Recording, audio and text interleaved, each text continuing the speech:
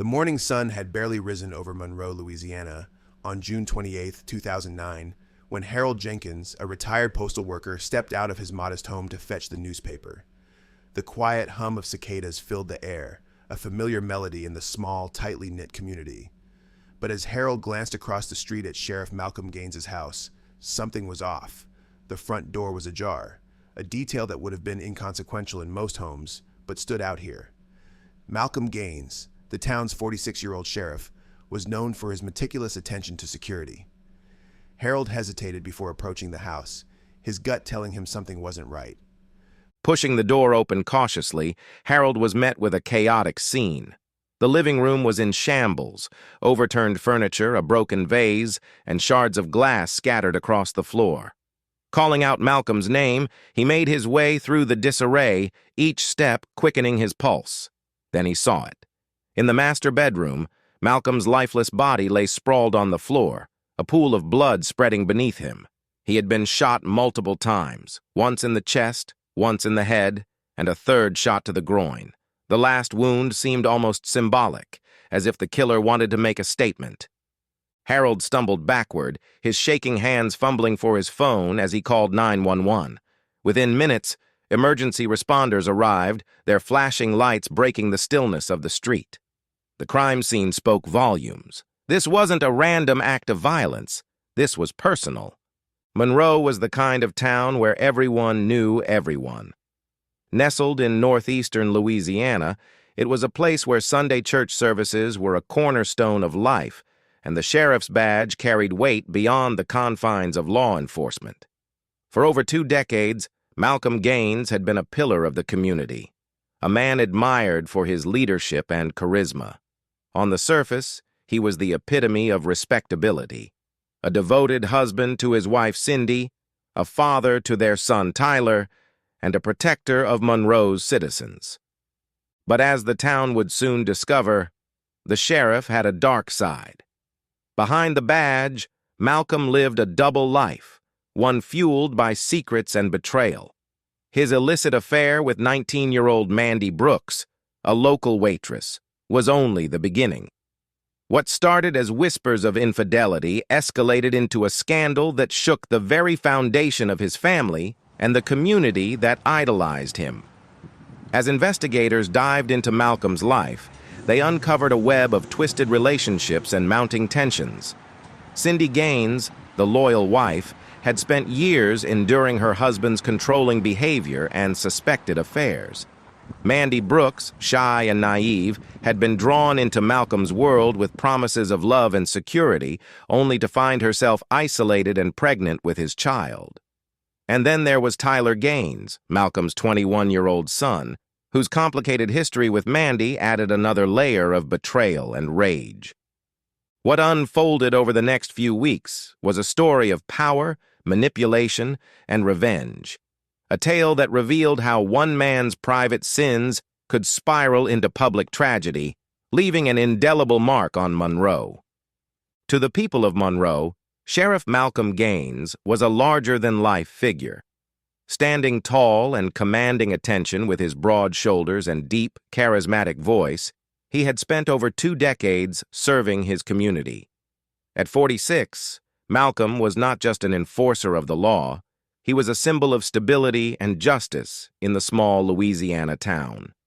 He led with an iron fist when necessary, but knew how to soften it with a smile, winning over friends, neighbors, and political allies alike. Malcolm's career in law enforcement began in his 20s, and his rise through the ranks was meteoric. By the time he became sheriff, his name, N.E., was synonymous with Monroe itself. From ribbon-cutting ceremonies to church fundraisers, Malcolm was everywhere, shaking hands and posing for photographs. He made it a point to know the names of the townspeople, their families, and their concerns. This attentiveness earned him loyalty and trust, even reverence. At home, Malcolm portrayed himself as a devoted family man. Married for 20 years to Cyndie Gaines, a beloved local schoolteacher, and father to their 21-year-old son, Tyler, he cultivated an image of the perfect husband and father. His neatly pressed uniforms, punctuality, and presence at local events reinforced this carefully crafted facade. Yet beneath the surface, Malcolm's personal life was far from perfect. 19-year-old Mandy Brooks had big dreams but few opportunities. Growing up in a poor household on the outskirts of Monroe, she often worked late-night shifts at the local Waffle House to support her family. Her father was a felon serving time in prison, and her mother struggled to make ends meet. Mandy's hopes of going to college and leaving Monroe behind seemed increasingly unattainable. When Malcolm walked into the Waffle House one evening, he noticed Mandy right away. She was shy, with soft brown eyes and a nervous smile that betrayed her lack of confidence. Malcolm had a way of making people feel seen, and Mandy was no exception. He lingered after ordering his coffee, chatting with her about her life, her dreams, and her challenges. At first, Mandy found Malcolm charming, fatherly even. He spoke about his own struggles growing up and how he worked hard to build a stable life. Over time, his interest in her became more personal. Malcolm began frequenting the Waffle House during her shifts, slipping her generous tips and offering rides home when her car broke down. It wasn't long before Malcolm's true intentions emerged. He promised Mandy a better life, assuring her that he would take care of her financially and help her achieve her dreams. The promise of security and the attention from someone as powerful as the sheriff was intoxicating. For Mandy, who had spent much of her life feeling invisible, Malcolm's attention made her feel special. But the relationship quickly became toxic. Malcolm began isolating Mandy from her friends and family, subtly discouraging her from attending social events and making her feel dependent on him. When she discovered she was pregnant, the dynamic shifted. Malcolm, once doting and charming, became cold and distant. His promises of a future together felt increasingly hollow. Mandy, trapped and unsure of where to turn, began to realize that Malcolm's affection came with strings attached. Cyndie Gaines was the picture of grace under pressure. As a school teacher, she was admired for her patience, warmth, and dedication to her students. At home, she was the glue that held the Gaines family together. For 2 decades, Cyndie stood by Malcolm, supporting his career and raising their son Tyler with unwavering devotion. But Cyndie had long suspected that her husband was unfaithful. The whispers around town, the late nights at the office, and the small telltale signs, the faint scent of unfamiliar perfume, stray hair clips in the car, gnawed at her. Cyndie tried to convince herself it was all in her head. After all, Malcolm was a public figure, and rumors came with the territory. But deep down, she knew better. Her suspicions were confirmed in the most devastating way.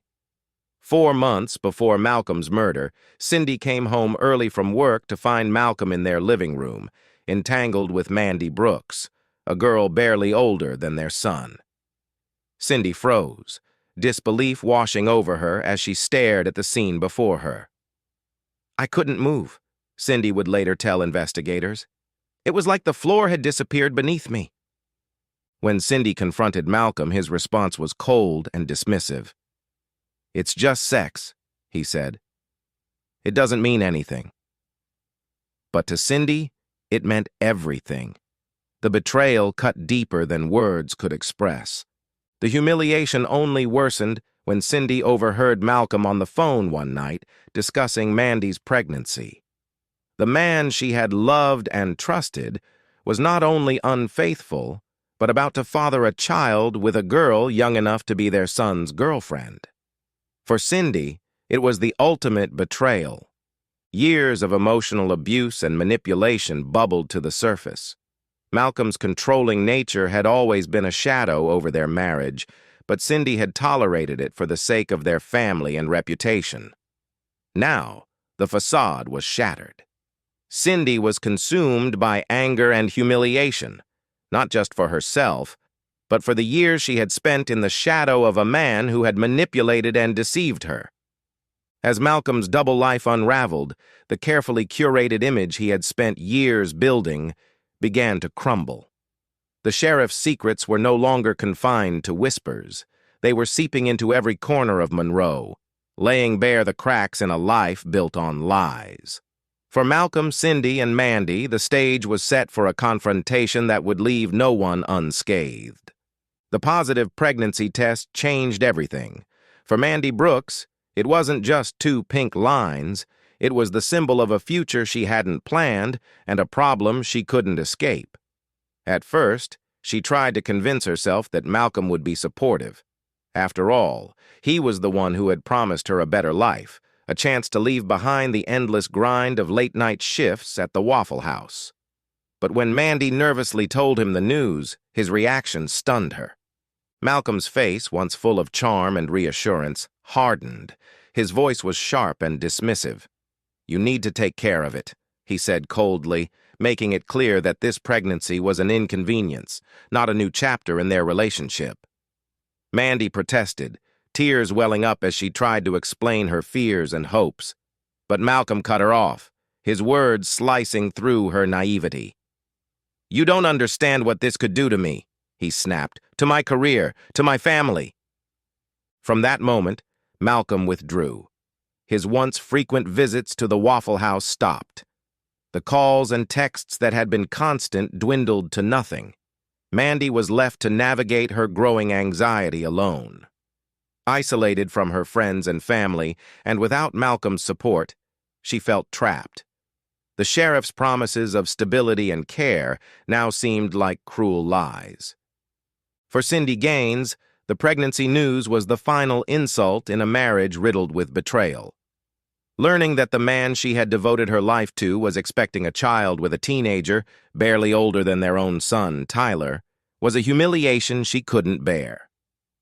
It wasn't just an affair anymore, Cyndie later confided to investigators. It was something that couldn't be hidden. It was public. It was permanent. Cyndie's rage boiled over one afternoon when she confronted Mandy in person. Armed with the knowledge of Mandy's pregnancy, Cyndie drove to her small apartment on the outskirts of town. Mandy, already on edge from Malcolm's coldness, was caught off guard when Cyndie showed up at her door. The older woman's demeanor was icy but controlled, a stark contrast to the fury simmering beneath her calm exterior. "You've ruined my life," Cyndie hissed as Mandy stood frozen in the doorway. "You think he's going to leave me for you? You think you're special?" Mandy stammered an apology, trying to explain that she never meant for any of this to happen. But Cyndie wasn't there for explanations. In a moment of anger, she lunged toward Mandy, grabbing her by the wrist. "If you think you're going to raise his child and destroy my family, you're dead wrong," Cyndie spat, her voice trembling with emotion. Mandy was terrified.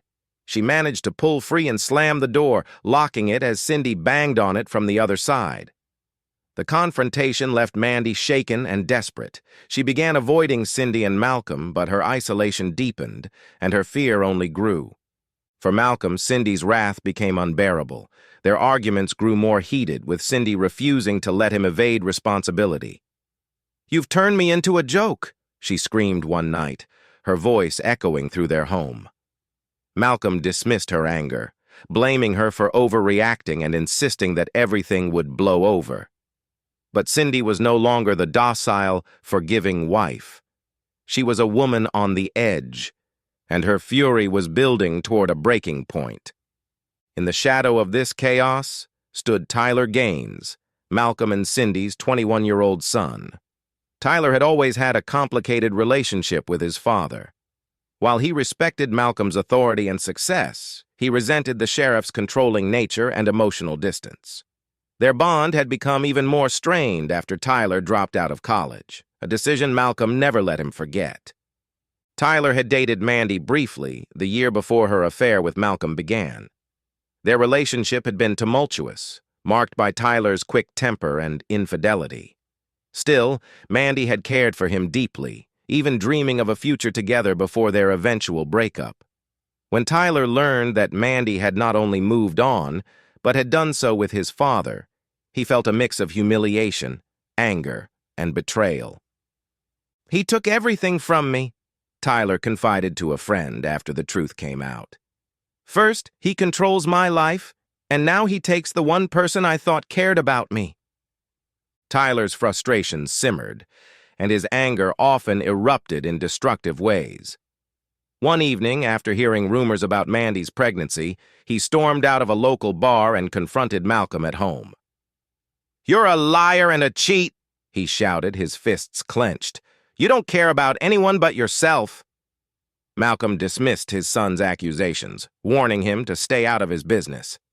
But the tension between father and son was palpable, and Tyler's feelings of betrayal only deepened. Mandy, too, feared Tyler's reaction. She knew how volatile he could be, especially when he felt slighted. The thought of him finding out more details about her relationship with Malcolm left her in a constant state of anxiety. In her mind, Tyler was another unpredictable force in an already dangerous situation. As the days passed, the love triangle between Malcolm, Mandy, and Cyndie became more volatile, pulling Tyler into its orbit. Mandy felt abandoned by Malcolm, tormented by Cyndie, and wary of Tyler. Cyndie grew increasingly consumed by her anger and humiliation, while Malcolm continued to downplay the gravity of the situation, arrogantly assuming he could keep all the pieces of his life in order. But the facade was cracking. In Monroe's small, gossip-filled community, the sheriff's personal life was no longer a secret. Whispers of the affair and the pregnancy spread, tarnishing Malcolm's once sterling reputation. The tension that had been simmering for months was now on the verge of exploding.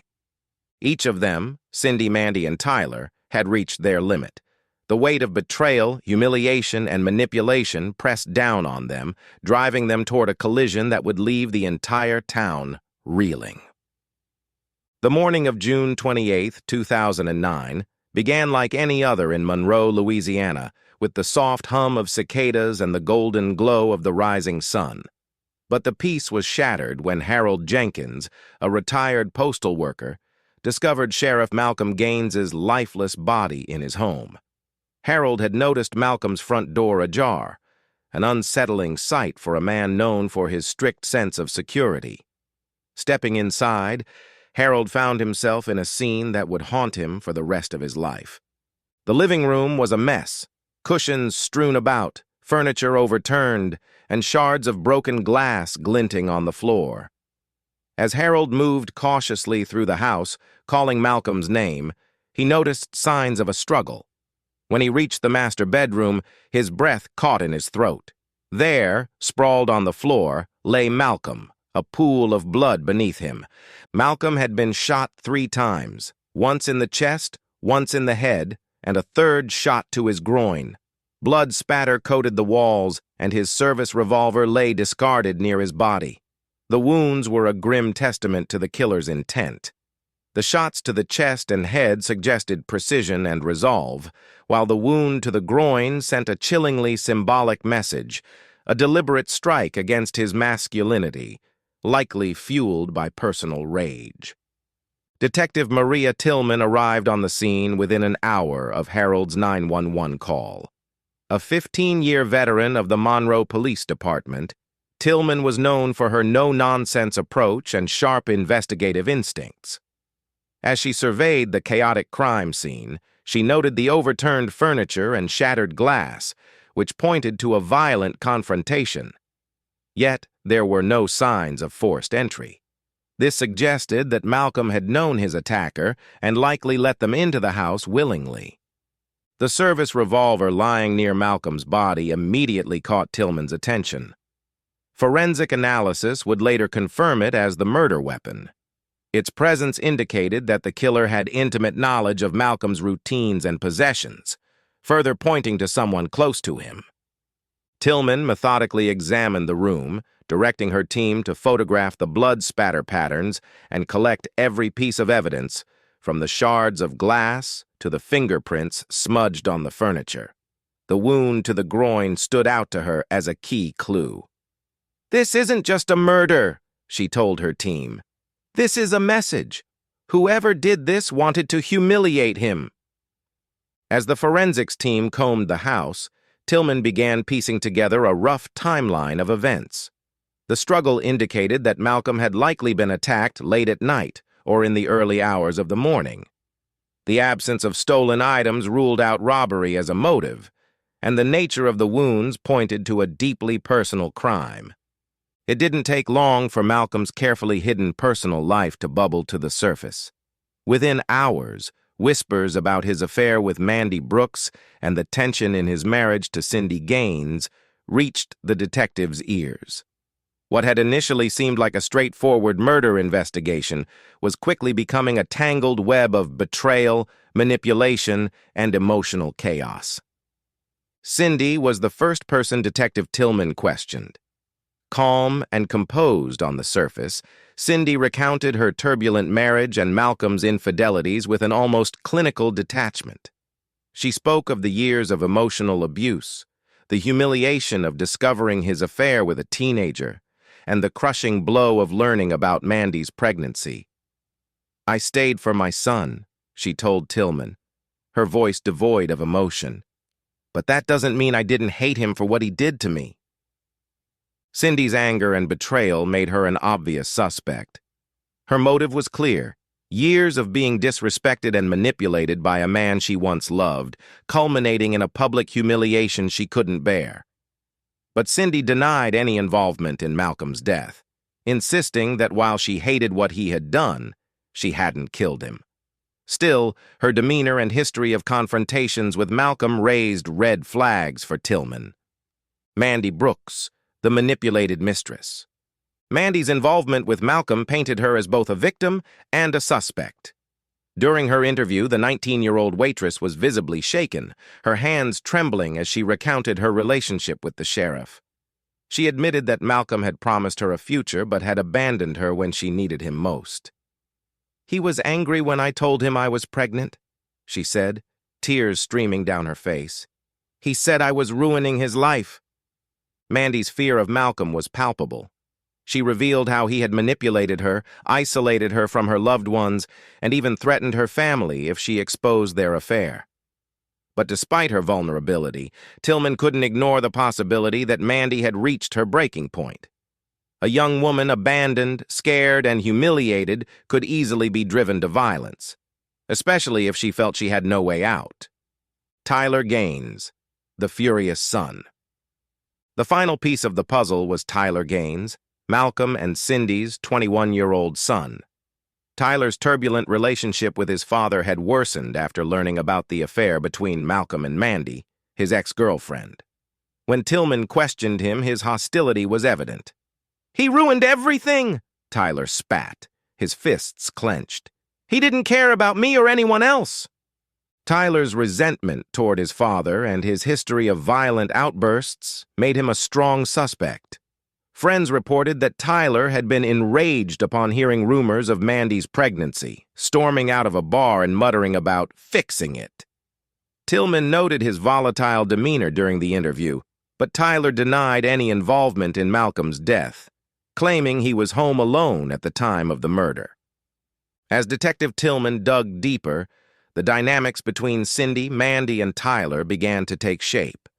Each had a motive for wanting Malcolm dead.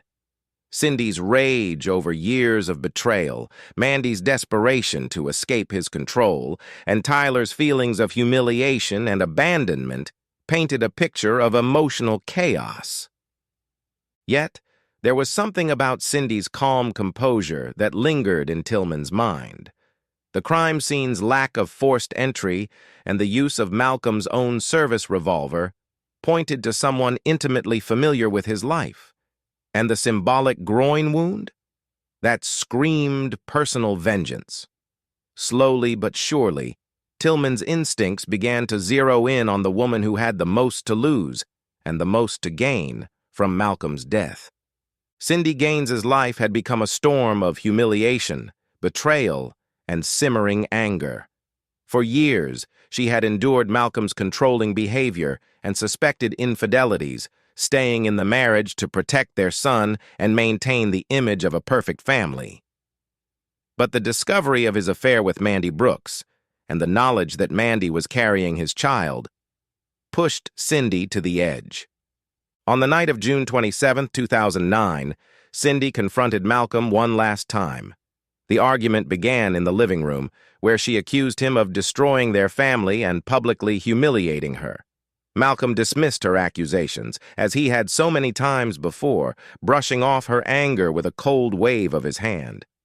"You'll get over it," he said, turning his back to her. But Cyndie didn't get over it.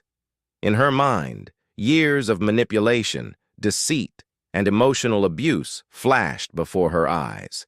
As Malcolm walked toward the bedroom, Cyndie followed, her chest tight with rage and heartbreak. She knew about the gun he kept hidden in the closet, a weapon he had once shown her proudly, describing it as a sheriff's last line of defense. Fueled by a mix of despair and fury, Cyndie grabbed the revolver. Malcolm turned to face her, startled but still dismissive. "What are you doing?" he scoffed, his tone laced with arrogance. Cyndie raised the gun, her hands trembling but her resolve solid. "You took everything from me," she said, her voice low and steady. The first shot struck Malcolm in the chest, knocking him backward. As he stumbled, clutching his wound, Cyndie fired again, this time hitting him in the head. The third shot, a deliberate aim at his groin, was the culmination of years of humiliation. Malcolm fell to the floor, his once powerful frame lifeless. In the hours that followed, Cyndie tried to stage the scene to look like a robbery gone wrong, but her lack of experience in covering up a crime quickly became evident. By the time police arrived the next morning, the inconsistencies were clear. Under interrogation, Cyndie initially denied any involvement, but as the weight of her actions bore down on her, she broke. "I did it," she whispered, tears streaming down her face. "I couldn't live like that anymore." The trial of Cyndie Gaines began in January 2011, capturing the attention of Monroe and beyond. The courtroom was packed with family, friends, and curious onlookers, eager to witness the dramatic fall of a once-respected family. Cyndie appeared calm but hollow, her face lined with the weight of her actions and the months she had spent in custody awaiting trial. Cyndie's defense attorney, Lisa Carlo Beans, presented a narrative of a woman pushed to the brink by years of emotional abuse. "This is not a case of cold-blooded murder," Carlo Beans argued. "This is the story of a woman who endured decades of betrayal, manipulation, and humiliation." She snapped, as any human being might. The defense called upon witnesses who spoke of Malcolm's controlling and domineering nature. Friends and neighbors described Cyndie as a devoted wife and mother who had suffered silently for years. A psychologist testified that Cyndie exhibited symptoms of complex post-traumatic stress disorder, CPTSD, exacerbated by Malcolm's infidelities and emotional neglect. Carlo Beans highlighted the symbolic nature of the groin wound, arguing that it was not a calculated act of vengeance, but an impulsive response to decades of emotional pain. She painted a vivid picture of a woman who had been systematically broken by her husband's actions, culminating in a moment of uncontrollable rage. The prosecution, led by District Attorney Richard McDougall, presented a starkly different narrative. McDougall portrayed Cyndie as a calculating killer who had planned Malcolm's murder.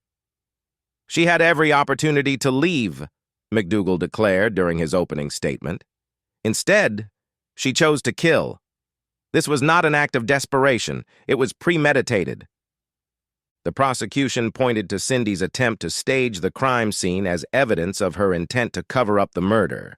They described the crime as brutal and deliberate, emphasizing the precision of the shots and the personal nature of the groin wound. "This was not just a killing," McDougall argued. "It was a statement, a message sent in anger and revenge." Mandy Brooks also took the stand, describing the fear and manipulation she had experienced at Malcolm's hands. While her testimony painted Malcolm in a negative light, it also reinforced the prosecution's claim that Cyndie had a clear motive for murder. "She hated him for what he did to her," McDougall said, summarizing the state's case, "and she made sure he paid for it." After weeks of testimony, the jury deliberated for 2 days. The tension in the courtroom was palpable as the jury filed back in to deliver their verdict. Cyndie sat motionless, her hands clasped tightly in her lap, her face a mask of resignation. The foreperson rose and spoke the words that would seal her fate. "We find the defendant guilty of second-degree murder." The sentence was handed down soon after, 25 years in prison without the possibility of parole. Cyndie remained stoic as the judge read the sentence, but as she was led away in handcuffs, tears began streaming down her face. For the first time, the weight of her actions fully settled on her. The courtroom atmosphere was a mix of relief and sorrow. Malcolm's family, still reeling from the loss of their patriarch, expressed mixed emotions. Some felt justice